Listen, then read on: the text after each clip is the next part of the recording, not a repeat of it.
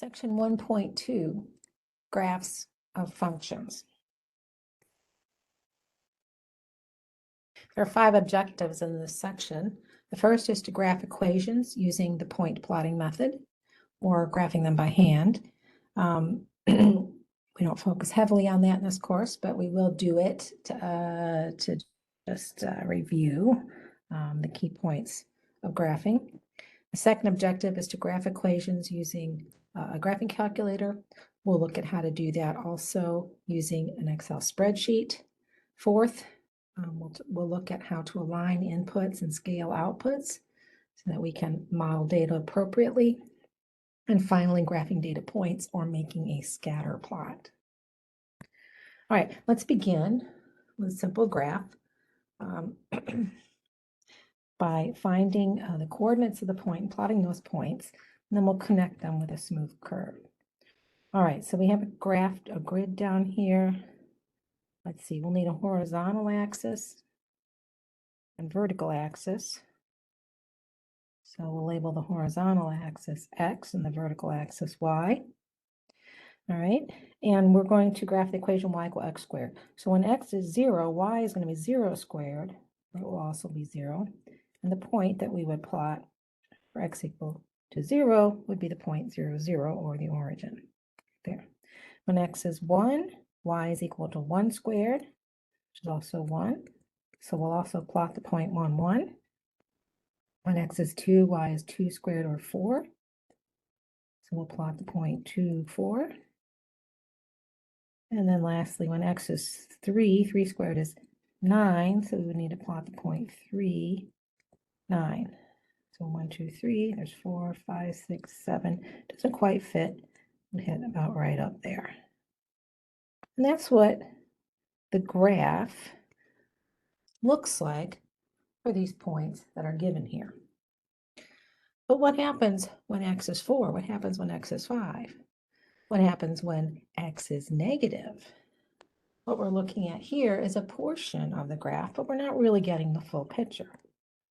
All right, let's plot some additional points on here. Let's see what happens when we have some x values on this graph. So let's see, I'm still going to need a horizontal and a vertical axis. Let's move this down. Let's take a little bit different, sort of move the viewing window, if you will. All right, and we have the right half of the graph. When x is 2, y is 4. When x is 3, y is 9, 6, 7. Okay, so this is what we graphed in on the last page, right? Now let's add to that the points that correspond to an x of -3, -2, and -1. Right? When x is -3, y is -3 squared. Right? And -3 squared is going to be 9. So we would want to plot the point -3, 9. 2, 3, 9. Looks like that's about right there. When x is -2, y is going to be -2 squared, or 4. So we can plot the point -2, 4. When x is -1, -1 squared is 1. And then, of course, we already have the rest of it. So we plot that point, -1, 1. And now we can see a whole different picture than what we saw in the first graph, right? We can see that this is actually a parabola. We have a more complete view of this graph. Well, what happens as x gets very, very large and x gets very, very small? We can kind of infer what might be going on there with just a couple of points.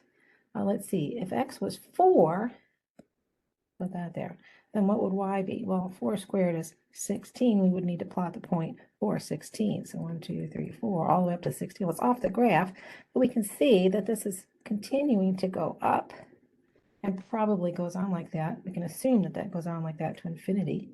If we were to do -4, we'd get +16 for y, and we can see that it does the same thing on the left-hand side. All right.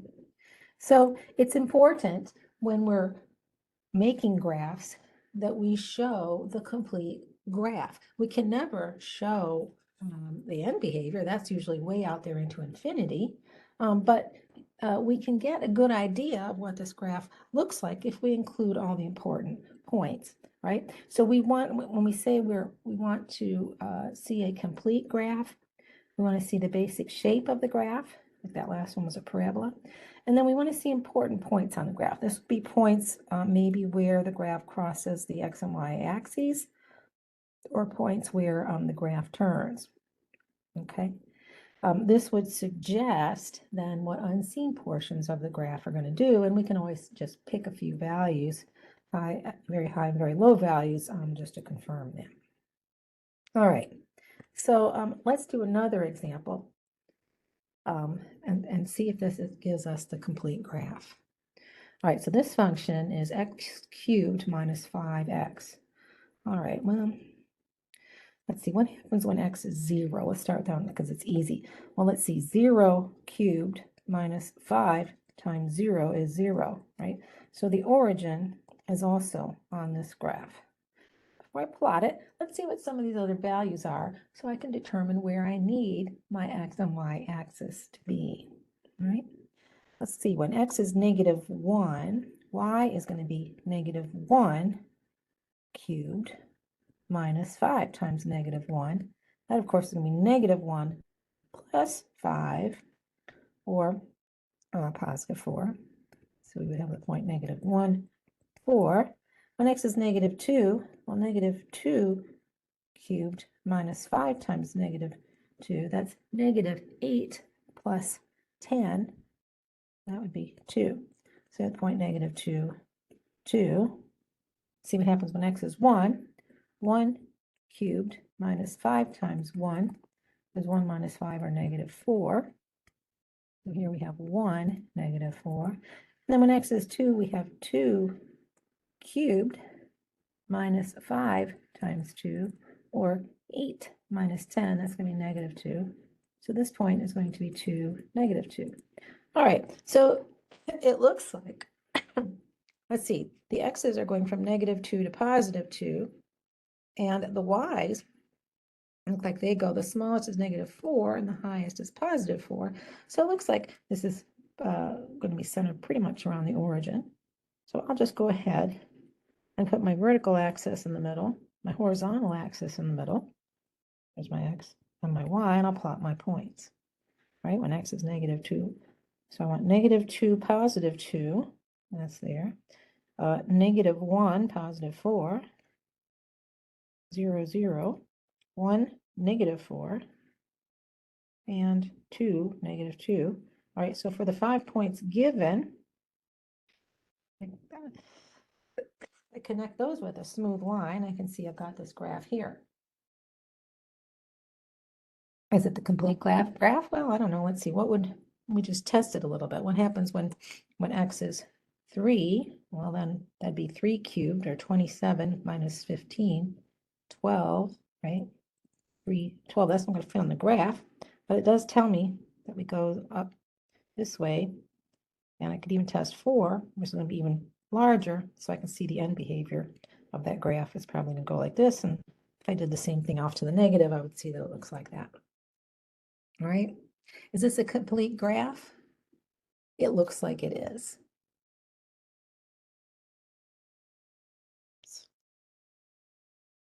It looks like it is, because I'm seeing where the graph crosses the horizontal axis, where it crosses the vertical axis.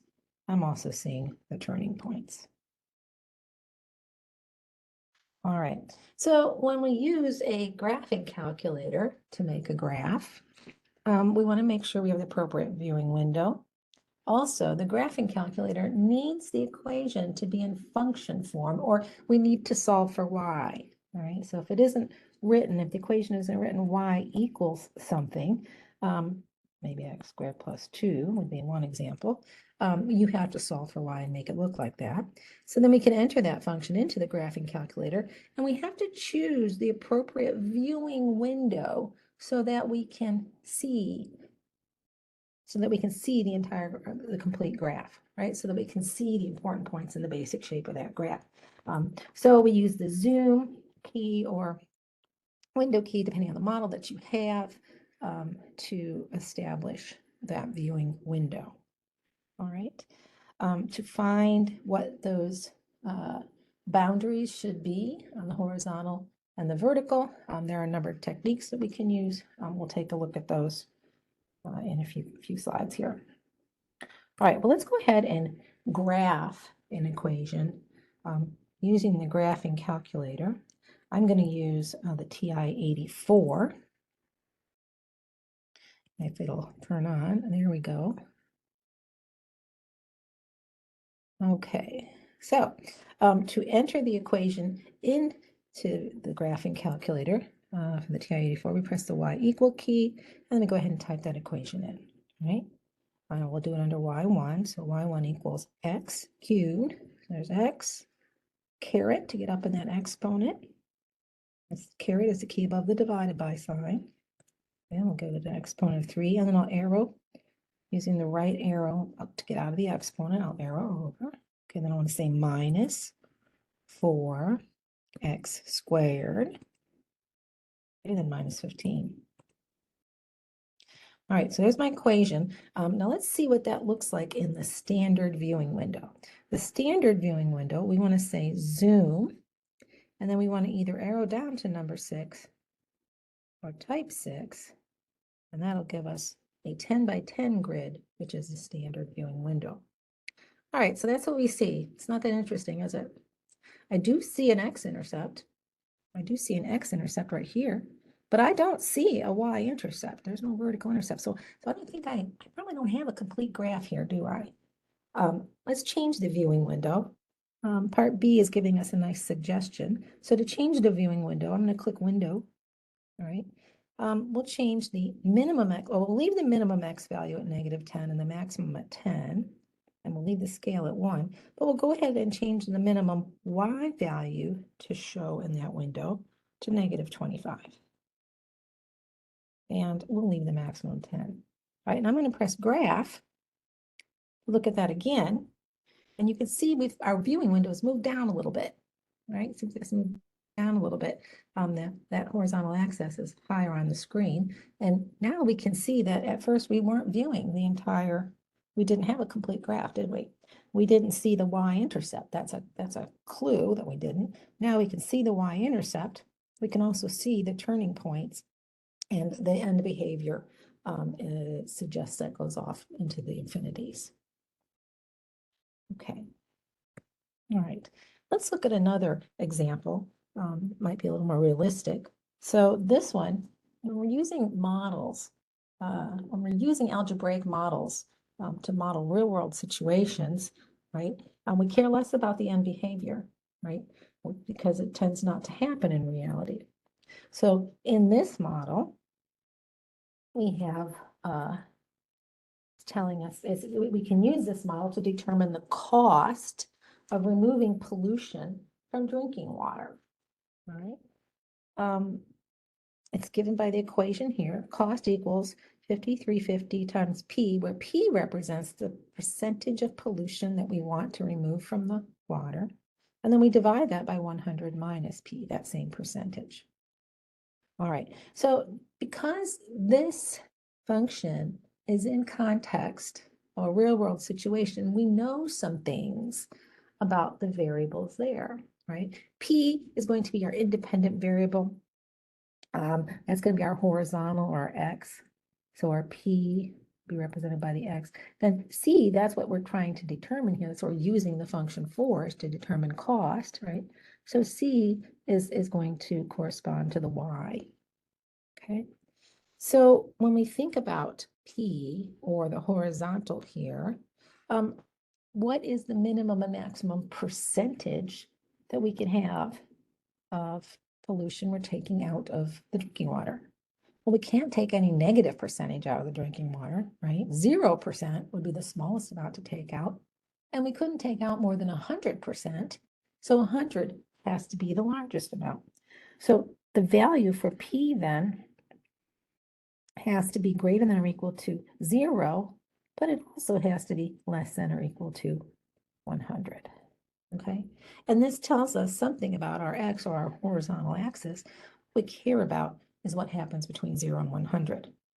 So this will give us a nice X min and X max for our viewing window. Okay, now let's think about cost or our Y.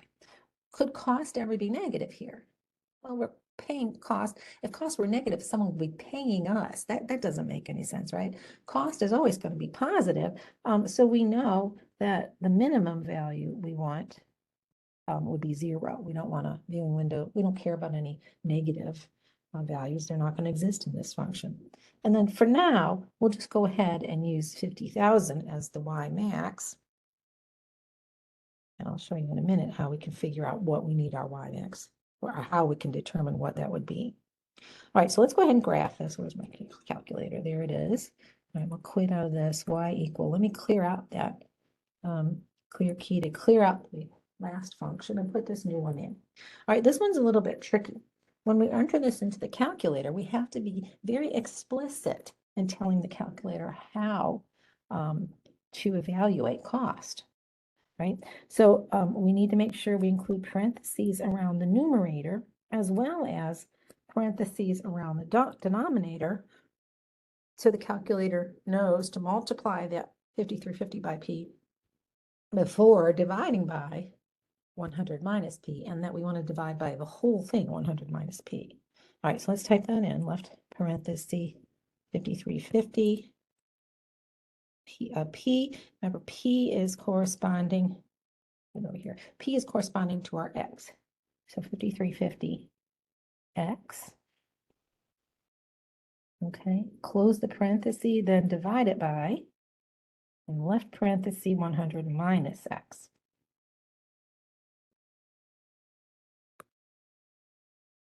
All right, so there's our equation. Now let's go to window and let's explicitly state what we want our viewing window to be. All right, the negative or X, I'm sorry, the smallest X, the X min can be 0.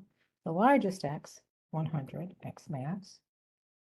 We'll leave it at, we'll just leave the scale at 1 for now. Now the smallest Y we need is 0, so the Y min of 0, and then the largest Y, we're going to use 50,000. That's a big number, so I think I want to change that scale to 100. Scale that by 100s. All right, now I'm going to press graph so we can see what that looks like. There's our function. Exponential.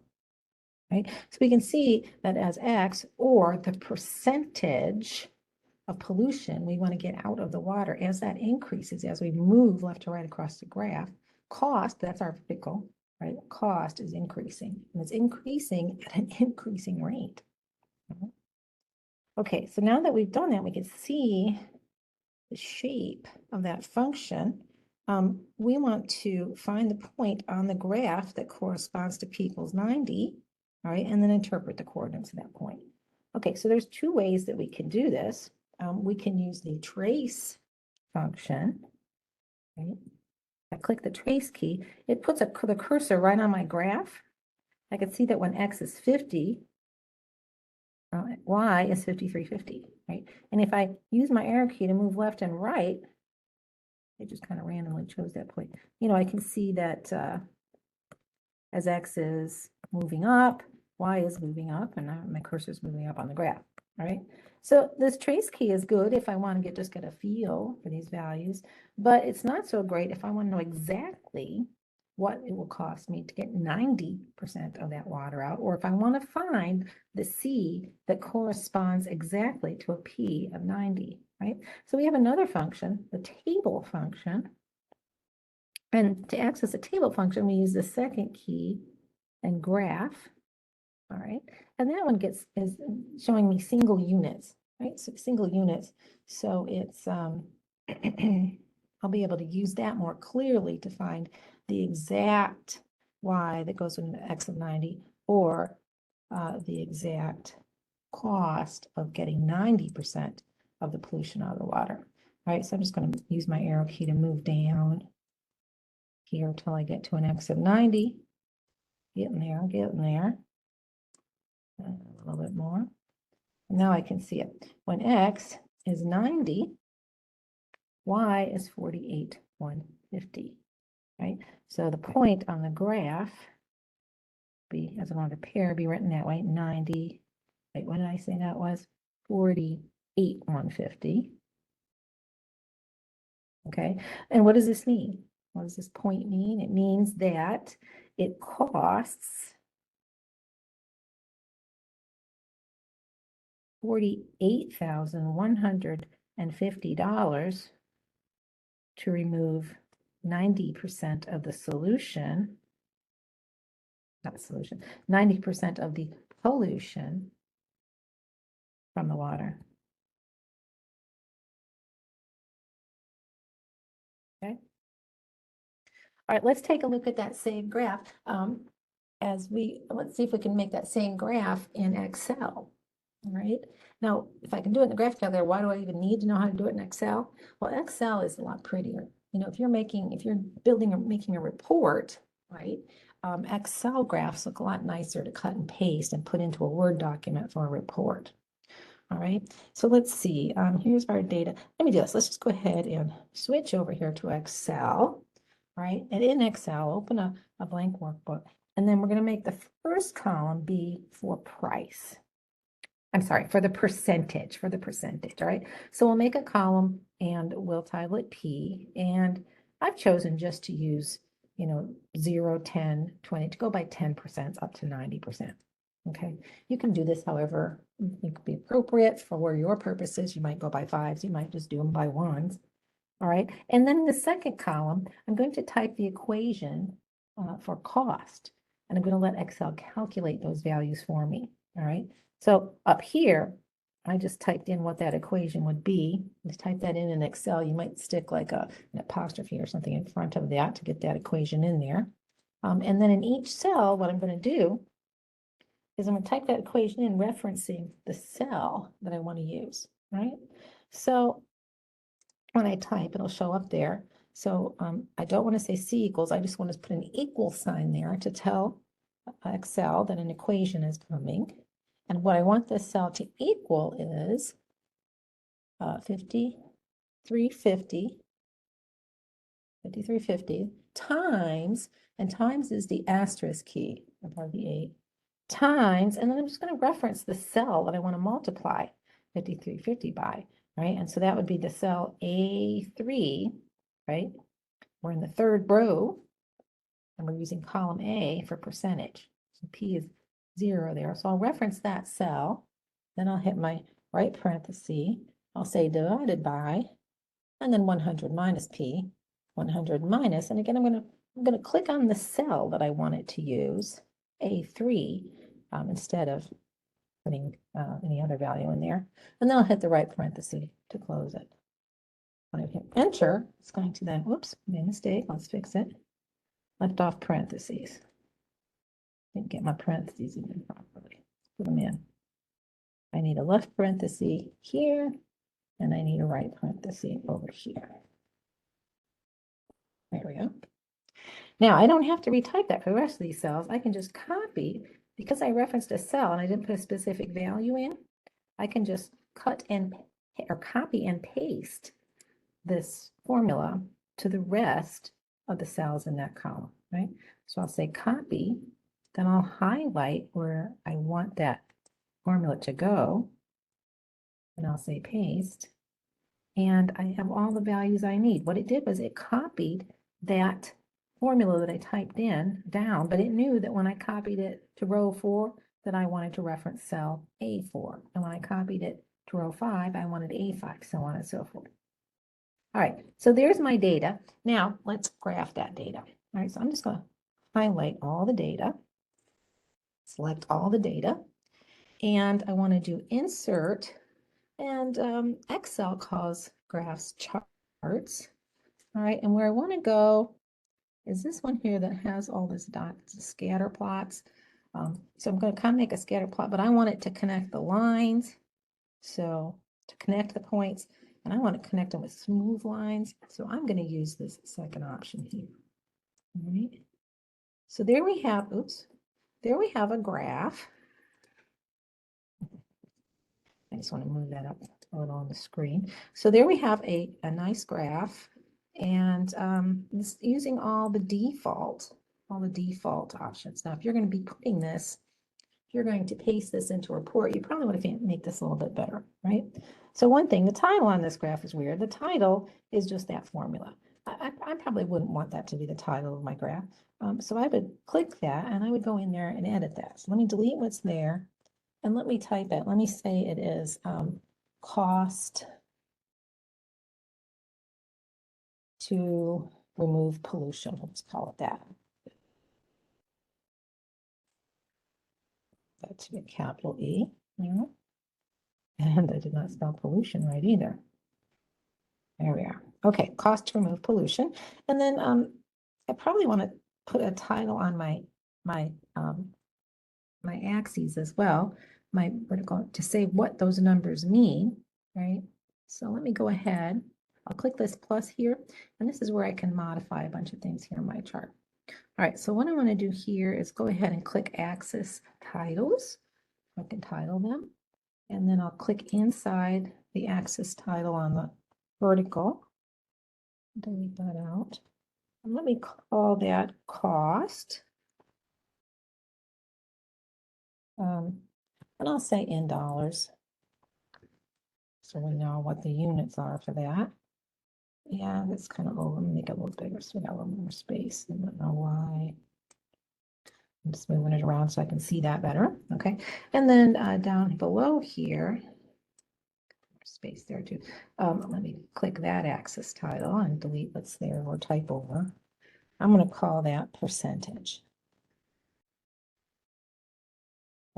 of pollution.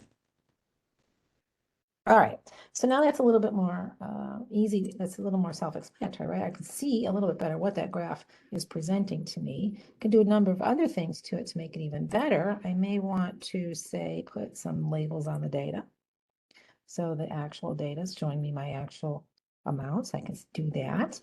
I might want to put some more bells and whistles on it. I can change things. Whoops. Put those axes back. I can change the axes. I can just do, I click more options. I have a whole bunch of things I can do to change how it appears, to make it nicer, a little fancier if I want. Let's see, what can I do to that chart title? I can center it. I like it above the chart. You could move it around if you wanted to, do some more things with that. And play around with that number. I might want to add a legend. That would be an important thing to add. I would want to add a legend. The legend here is nice because let me move it somewhere we can see it better. The legend is nice because, if I can get that to move down, it shows me, the legend shows me the equation that was used to calculate. So that can be valuable. I probably would stick it all the way down here. Top of my mouse, but I probably would stick it all the way down here at the bottom, just so we can see what that is. All right, so there's just a little taste of the things that you can do in Excel to make your graphs a little bit more usable. Okay, let's go back to our PowerPoint. Where are we? Let's see. Okay, so that's that. Now let's look at another example. So functions, we know how to graph functions, how to look at those graphs. But main reason of a function is to use it to predict or estimate certain values, the values of that function given an input. So what we're looking at here, this function here, f of x, it's function notation. This is showing us that a model that we can use to calculate the percent of the voting population who voted in the presidential election between the years 1970 and 2018. All right, so this model, we're saying it's only going to be valid between those years, right? Things have changed since then. The model doesn't valid today, and things were very different before 1970, so it wasn't valid before then. All right, but we're going to have to scale this data a little bit. Years are funny. Even though they're a number, we seldom use them in a calculation. All right, so this model, we're saying X is going to be the number of years after 1970. Okay, number of years after 1970, right? So that means that when X is 0, that would be representing the year 1970, right? Now, part A here says what values of X correspond to the years 1970 and 2018. 1970 is going to be x equals 0, of course. Now, 2018 is going to be however many years past 1970 we are. So we'll subtract 1970 from 2018, and we see that it's 48 years later. So x would be 48 to represent the year 2018. All right. Part B says to find f of 10 and explain its meaning. All right. So there's two ways, we can find f of 10. There's two ways, put a little space in it. Two ways we can find f of 10. One way is to simply calculate it. Substitute x in substitute 10 in for x in the equation, right? So that would mean we'd be finding f of 10, right? And that would be, 0.0155 times 10 squared minus 1.213 times 10 plus 75.26. Of course, I could just, type this into my calculator, press enter, and the value that I would get would be 64.68. Right? So what does that mean, f of 10? What does that mean, 64.68? Well, it tells us that 10 years after 1970, right, or in 1980, 64.68% of the population voted. Let's say voted. There's some population voted.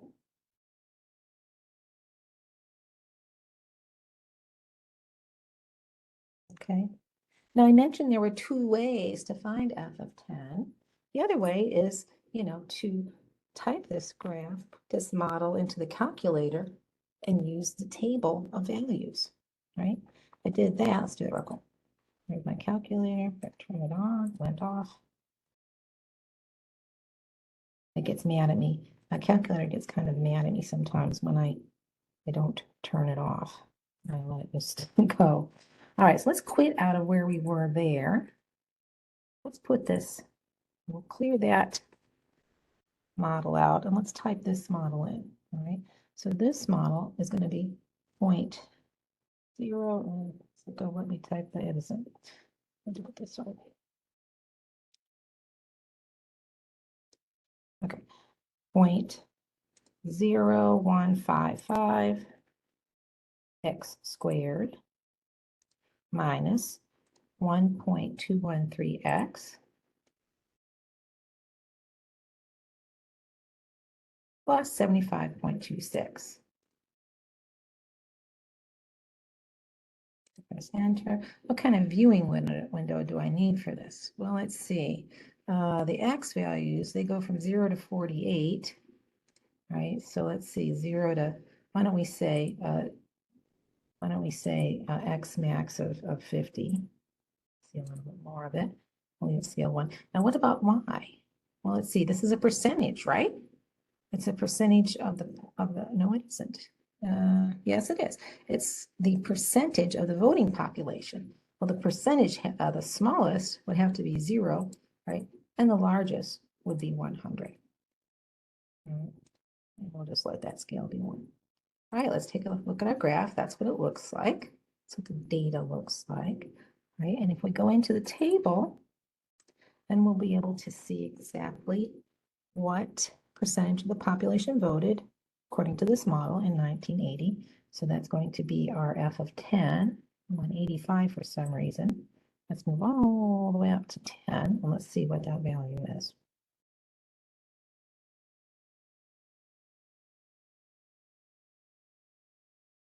And there's 10 right there, 64.68.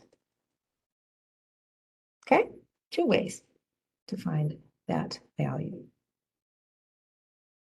All right, so now if this model is accurate, it's saying to find the percent of the voting population who voted in the 2018 presidential election. well, let's see, 2018, that's 48 years after 1970. So I want to find f of 48, or I want to move down here to see where to find x equals 48. And then we'll see what percentage applies to the 48. And there we have it's 52.748.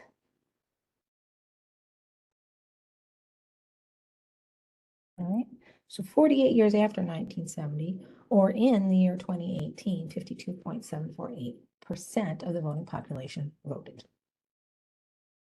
Okay, now we've been able to find our axes by just understanding, what the x and the y's represented here. Sometimes it's a little bit more challenging than that. So we can always use trace or this graph function to see what, not graph, what is that second graph? We could table function. We can always use trace or the table function to see, kind of what that viewing window should be, what the points are that we're interested in using. All right, let's look at another example here. Involves an aging workforce, right? So millions of Americans who are working full-time at selected ages between 20 and 25 is modeled by this function given. And it's a function of their age where x is representing their age. All right, here's our model, negative 0.00, blah, blah, blah, x cubed plus, and all the rest of that. All right, so part A says to use a viewing window with the x values representing the ages from 20 to 25 and graph this function with a graphing calculator. All right, well, I don't know what the y range is going to be on the viewing window. So why don't we do this? Let's just go ahead and put the model in to the graphing calculator with a random, y min and y max, and then go to the table function to see what seems to make sense. All right, so y equals, let's clear out what was there before. Let's put this one in. Negative 0. Let's see, this looks better with my pen. 0.00362x cubed.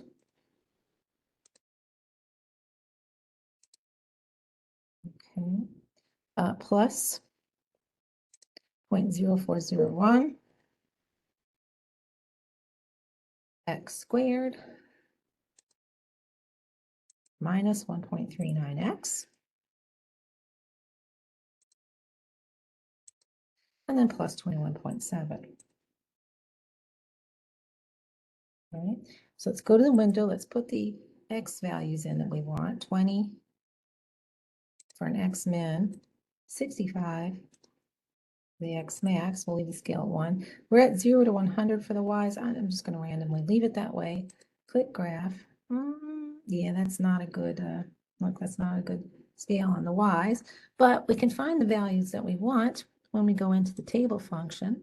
So second graph puts us in the table function. I can see that the y's, like when x is 42, the y is right around 7. When I move up and down, let me go to the low end here. When x is 20, the y is going down into the 6s. Okay, whoop, there's a little bit, 7's a little bit before 20. But now when I move up by 65, I see the y's are going back up into the 7s and some 6s. So between, and then down to maybe 3. Oh, it's getting smaller as the age gets older. All right, so that tells me what I want now for my viewing window for the y's. I think the smallest I'm going to care about is 0, and the largest I'm going to care about is 10. So I think I'll just do 0 to 10 here. Y min is 0 and y max of 10. My graph is going to look an awful lot better. Now I can really see what's happening a little bit more. All right. Now we're going to go ahead and use this model to estimate the number of Americans at age 55 who are working full-time and who are at age 64 working full-time. Well, let's go back to that table. Since we've got this all entered in here, we don't probably need to calculate it. We'll just take a look. There's 64 on the screen already. At 64, we have 2.0935. Write that down. And then what about age 55? Let's go up and take a look at age 55. When x is 55, we have 6.3248.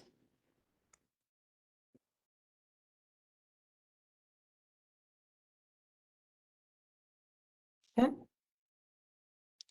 All right, one more example here. I want to show you how to do a scatter plot in your graphing calculator. Okay.